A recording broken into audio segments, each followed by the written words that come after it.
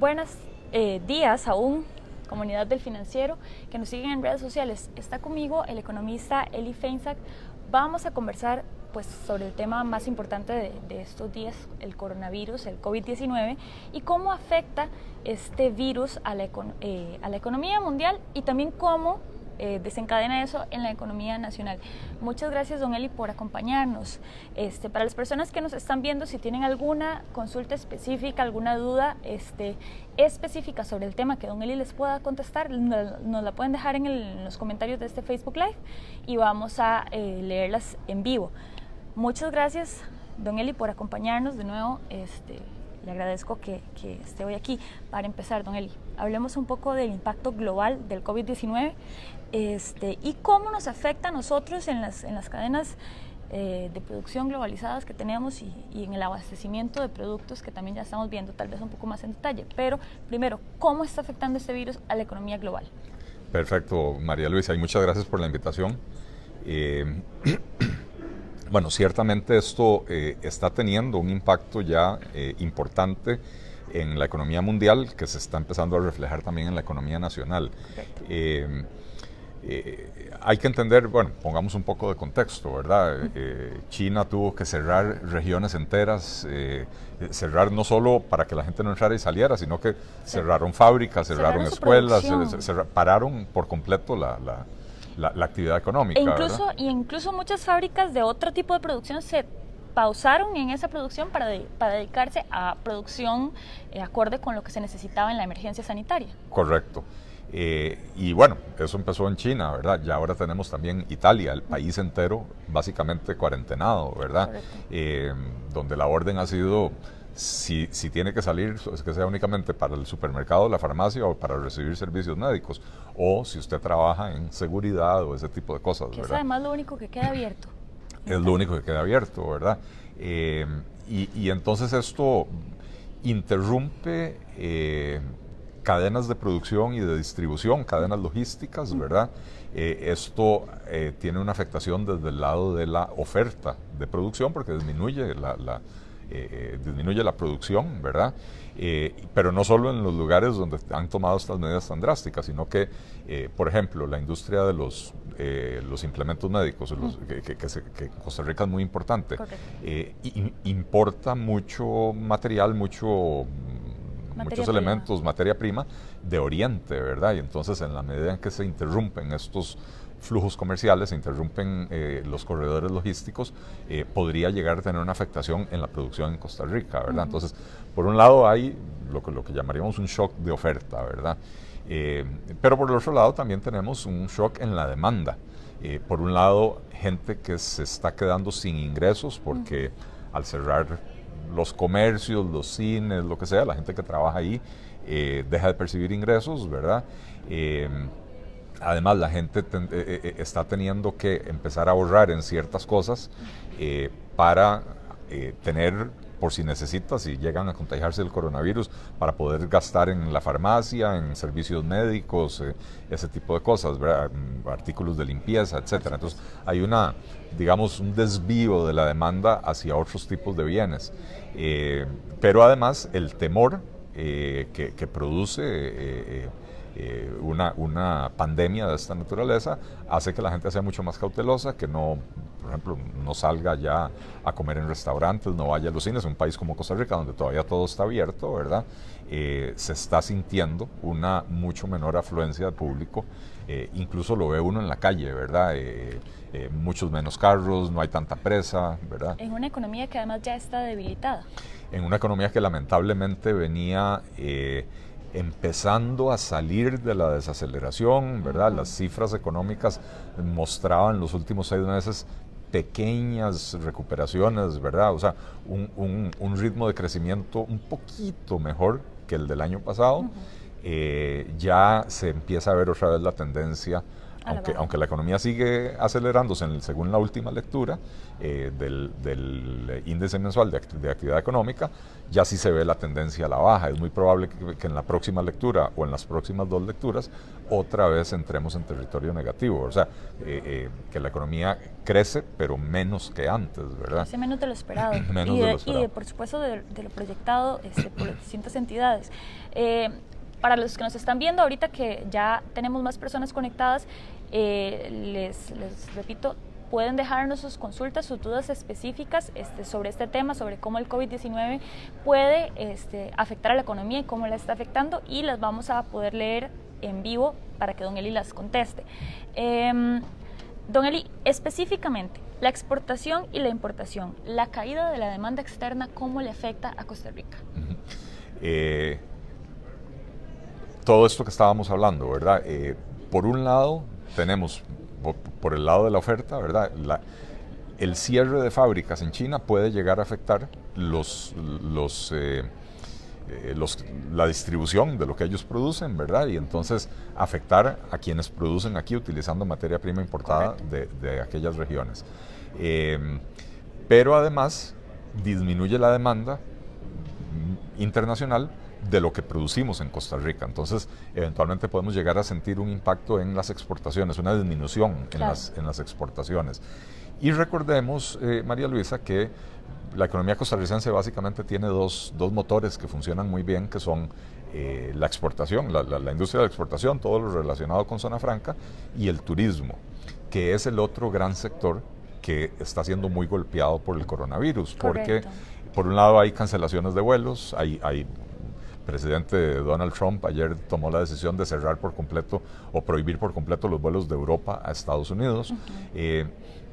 Esto provoca temores que ni siquiera tienen que ver con que en Costa Rica haya o no haya coronavirus, sino que si yo soy un turista americano y tengo un viaje planeado a Costa Rica y de pronto creo que mi presidente en algún momento prohíbe luego ya no voy a poder regresar. Exacto. ¿Qué hago yo si me voy para Costa Rica y cancelan los vuelos a Estados Unidos y me tengo que quedar ahí 15 días, ¿verdad?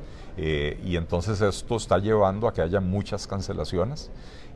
Ya la Cámara Nacional de Turismo sacó un comunicado diciendo que sí están sintiendo afectaciones importantes en cancelación de reservaciones, que al principio era más que todo de grandes grupos y eventos, ¿verdad? Que se han cancelado una cantidad importante de eventos aquí en Costa Rica, pero que ya están empezando a sentir también, digamos, las reservaciones individuales, ¿verdad? De la gente cancelándolas. Entonces, nos afecta, digamos, importamos la problemática, ¿verdad?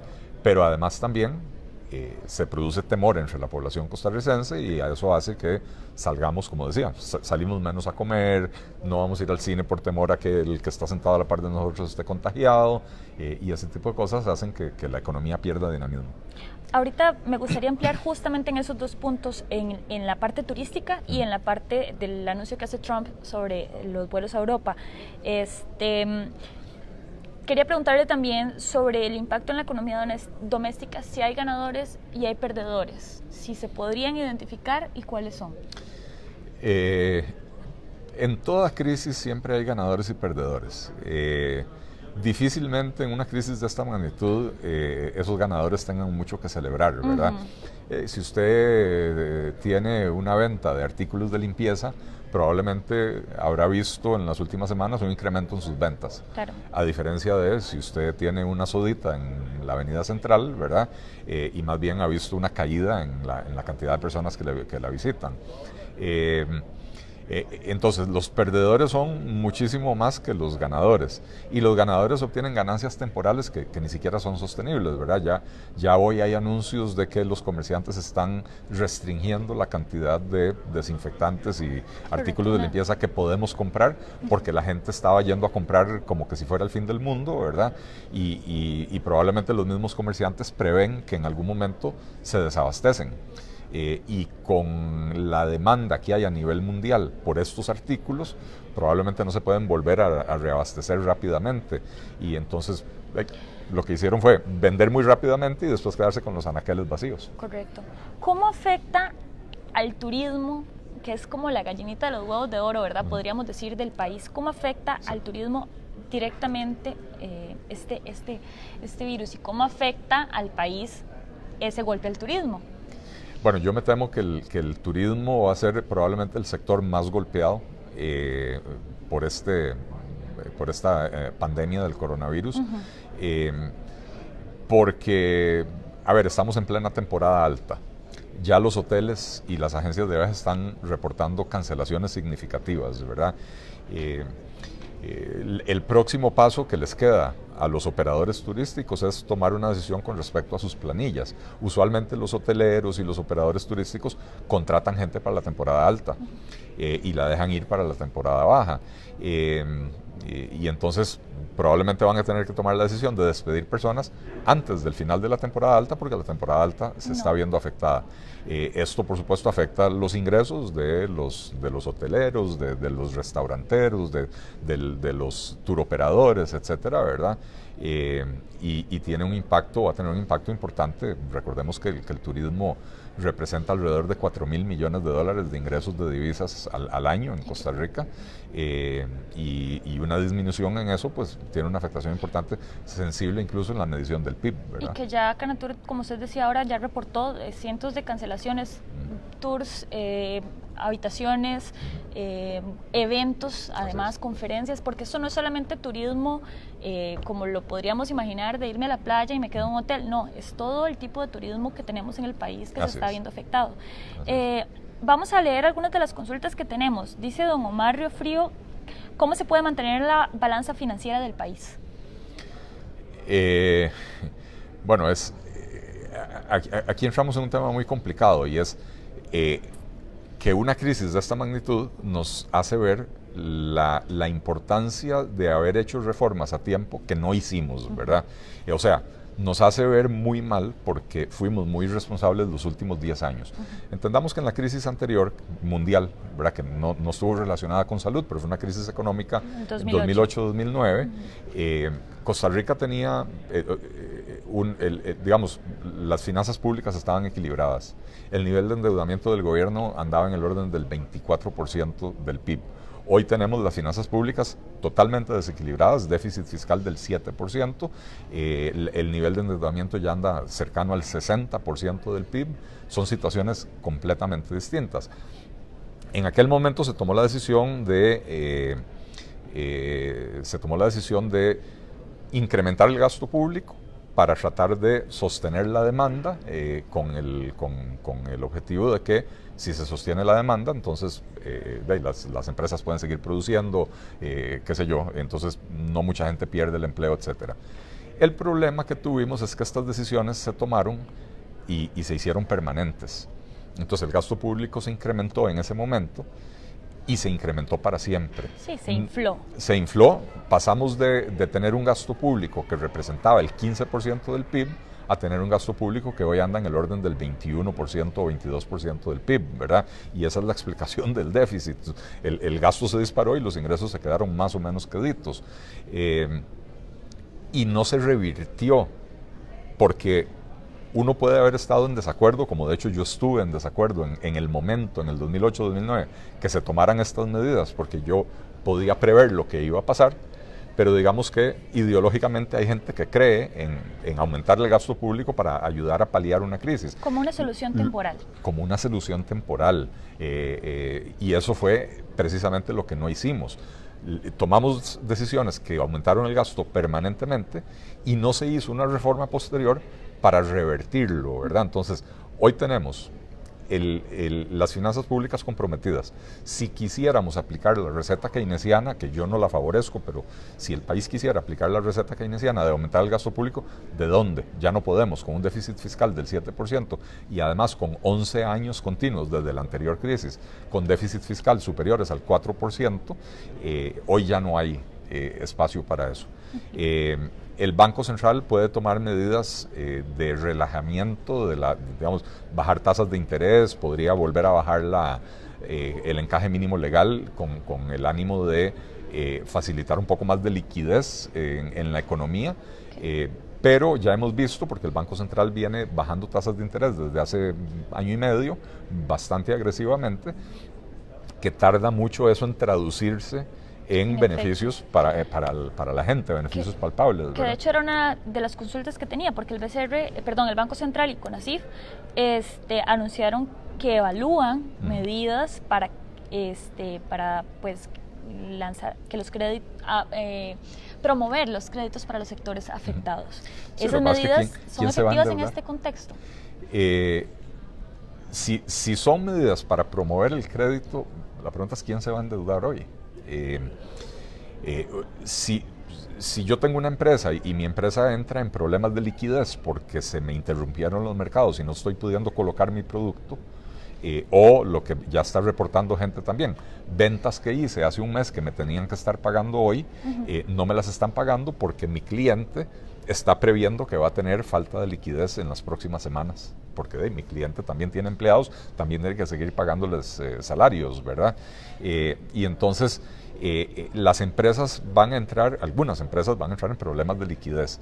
Entonces podría ser que algunas empresas acudan al banco, empresas muy sólidas, con problemas temporales de liquidez, acudan al banco a decir, bueno, hágame un préstamo puente para superar esta crisis, dentro de 3 meses, cuando se normalice la situación, le devuelvo la plata. No se va a incentivar en este momento el crédito para hacer crecer empresas, para crear nuevos emprendimientos, porque no es un buen momento para eso, ¿verdad? Pero sí, por ejemplo, si uno logra que las tasas de interés bajen para los créditos que ya existen, por lo menos eso le alivia la situación a las familias que están endeudadas, a las empresas que están endeudadas, porque entendamos que lo que se está provocando es un problema de liquidez para todo el mundo. ¿Y esa sería una medida, don Eli, que tal vez tendría efecto más inmediato? Bueno, el tema es que no depende del Banco Central que la tasa de interés de su crédito personal baje. Eso depende de la institución financiera y qué tan rápido las instituciones financieras deciden bajar sus tasas de interés. Lo han hecho muy lentamente, pero además tenemos otro problema. La mayoría de los créditos en este país tienen una tasa piso. Suben libremente cuando suben las tasas de interés, pero cuando bajan se quedan pegados en la tasa piso, ¿verdad? Entonces, si usted ya está en su tasa piso, por más que bajen las tasas de interés, a usted no va a salir beneficiada, ¿verdad? Entonces, no va a notar ninguna diferencia en lo que paga mes a mes. Si ya está en la tasa piso, ¿verdad? Si usted no está en la tasa piso y bajan las tasas de interés, esto podría beneficiarlo. Ahora, también recordemos, la mayoría de los créditos hacen los ajustes trimestralmente. Y entonces hoy bajan las tasas de interés, pero a usted no le toca revisión hasta dentro de 2 meses. Entonces usted podría no sentirlo hoy, ¿verdad? Entonces hay ciertas rigideces en la forma en que funciona el mercado financiero que impiden que estas cosas ¿Hay algún mecanismo más práctico que podría implementarse en el país para tratar de aliviar un poco a los sectores más afectados por la crisis sanitaria? Vuelvo al tema de las reformas que lamentablemente no hicimos, ¿verdad? Hoy tenemos un problema serio porque las empresas están viendo sus ventas disminuirse y no tienen flexibilidad para disminuir su planilla. Por ejemplo, la industria hotelera. Voy un poquito para atrás. Tenemos años hablando de la necesidad de introducir flexibilidad laboral. Una de las ideas es las jornadas anualizadas. ¿Qué quiere decir esto? Bueno, si yo estoy en un negocio que tiene una temporada alta muy marcada y una temporada baja muy marcada, entonces, en vez de contratar gente extra para la temporada alta y despedirla para la temporada baja, yo puedo tener un número estable de empleados a los que les digo, mire, en temporada baja usted va a trabajar 6 horas al día, pero en temporada alta usted va a trabajar 10 horas al día. Y entonces, en vez de estar pagando horas extra, en vez de estar contratando y despidiendo, se le anualiza el salario a la persona, ¿verdad? Eso sí, entendiendo que en cierta temporada trabaja menos y en cierta temporada trabaja más. O tal vez no son 6 horas al día, tal vez se le dice, venga a trabajar solo 4 días a la semana, las 8 horas, ¿verdad? Pero eso lo permitiría. Estas reformas que se vienen discutiendo desde hace años en Costa Rica no avanzan en la Asamblea Legislativa. Hay mucha oposición por ignorancia, ¿verdad? Y si hoy tuviéramos eso, entonces, por ejemplo, la industria turística, que ya está enfrentando el problema, perfectamente podría agarrar y reunir a su personal y decirles, miren, no vamos a despedir a nadie, pero entonces ya no los necesito a ustedes 8 horas al día.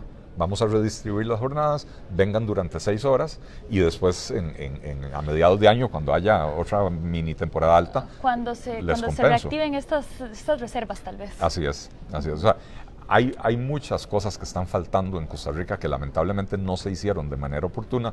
No tener las finanzas públicas en orden nos impide aplicar la receta keynesiana de aumentar el gasto. No haber hecho las reformas laborales nos impide tener ahora esa flexibilidad de poder decirle a la gente, ok, váyase para la casa, pero cuando se recupere vuelve, ¿verdad? Y entonces es como que nos hayamos pegado un disparo en el pie. Don Eli, nos pregunta Maximiliano Solís cómo analizan la propuesta de cerrar fronteras. Y sobre este tema me gustaría ampliarlo con la noticia de ayer de Trump de digamos, suspender algunos vuelos turísticos desde Europa. Porque el hecho de que Estados Unidos anuncie esta medida es distinto a que lo haga El Salvador, por ejemplo, que el presidente Nayib Bukele anunció cerrar fronteras. ¿Qué significa que Estados Unidos haga un anuncio de este tipo si esto da pie a que otros países también tomen ese paso? Primero, y segundo, ¿qué significa para un país en el entendido, digamos, en el supuesto más bien de que Costa Rica decida sanitariamente, porque sabemos que es una decisión que se tiene que tomar desde un punto de vista de salud, no comercial, sino de salud, tomar esa decisión de cerrar las fronteras, ¿cuáles podrían ser las consecuencias económicas? Voy a retomar ese último punto suyo para que a la gente le quede absolutamente claro. Yo soy economista, yo no soy epidemiólogo ni especialista en salud pública. Correcto. Creo fervientemente que las decisiones, ya sea de cerrar fronteras, de cerrar escuelas o lo demás, las tienen que tomar las autoridades de salud basados en criterios de salud, lo que la ciencia de la epidemiología les diga que hay que hacer, correcto, ¿verdad? Y después de eso analizamos las consecuencias económicas. Cerrar fronteras para Costa Rica va a tener un impacto altísimo, porque dependemos del turismo y dependemos muchísimo de las exportaciones y las importaciones. La suma de exportaciones e importaciones representa más o menos el 70% del PIB costarricense, de todo lo que se produce en el país, ¿verdad? Y entonces cerrar fronteras básicamente nos paraliza la economía por completo. Ahora, cerrar fronteras cuando ya uno tiene el virus adentro, sin ser yo epidemiólogo, claro, pero cerrar fronteras cuando ya uno tiene el virus adentro esparciéndose, ¿ayuda en qué? En que uno no está importando vectores, pero ya uno tiene el problema adentro. Entonces ya cerrar fronteras no le resuelve el problema, ¿verdad? Le pueden mitigar la magnitud del asunto, pero no se lo resuelve. Que de hecho así lo explicó el ministro de Salud, es decir, no lo ven viable por ese motivo justamente. Sí, bueno, es interesante y habría que entender por qué él lo ve de esa manera y por qué las autoridades de Estados Unidos lo ven de otra manera, pero me parece que cuando ya el virus está en Estados Unidos, está por todas partes. El otro día veía yo un mapa, toda la costa oeste, toda la costa este, y ya empieza a esparcirse hacia el centro del país, entonces ya tienen el problema internamente muy grande, que van a parar con evitar vuelos desde Europa, ¿verdad? Entonces, justamente, ¿qué significa, o más bien en qué contexto nos deja el anuncio de Trump? Que además fue un anuncio un poco alarmista en comparación con lo que luego salieron diciendo, bueno, no es cerrar fronteras como tal, se están cancelando recibir algunos vuelos desde Europa, son turísticos, no comerciales, no se van a cancelar, ¿verdad? Ya luego se hicieron aclaraciones sobre lo que él dijo. Ajá. Pero ¿en qué contexto nos pone que Estados Unidos haya tomado esa decisión? Vea, el otro día yo escuché un podcast que me recomendó mi sobrino, en el cual entrevistaban a un epidemiólogo en Estados Unidos, un experto universitario, académico, ¿verdad?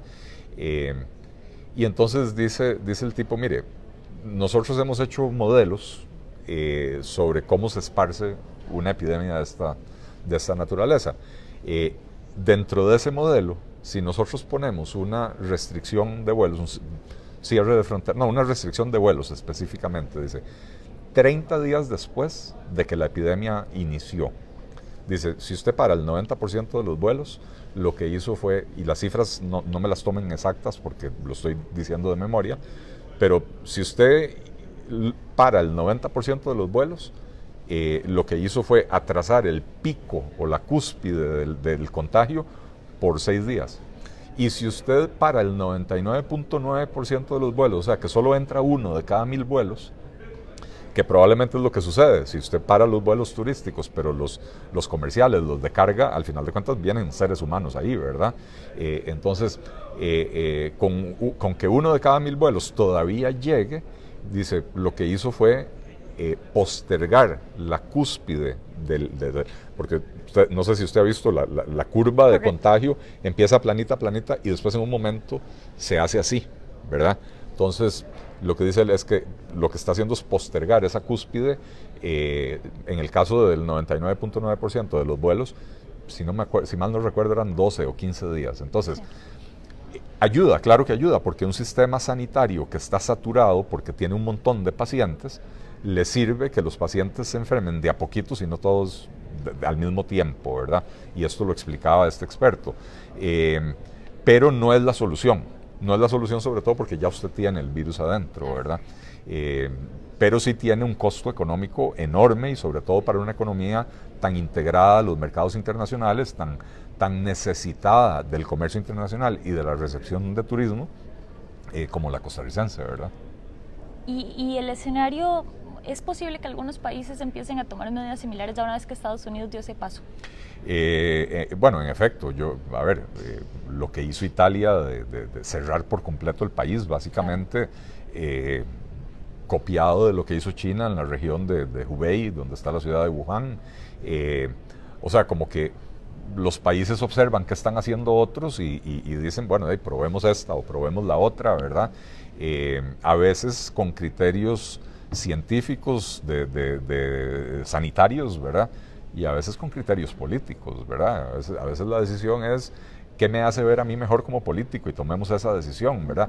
Y ojalá que eso no esté sucediendo en Costa Rica y que no estén tomando la decisión de, por ejemplo, de no cerrar escuelas o de no impedir vuelos o lo que sea, basado en criterios de oportunidad política y no en criterios de parar la epidemia lo más rápido posible, ¿verdad? De acuerdo. Justamente sobre Italia nos pregunta Alejandro Gómez, dice, en Italia, que es un caso extremo, se pasó un decreto para suspender el pago de hipotecas e impuestos de manera temporal.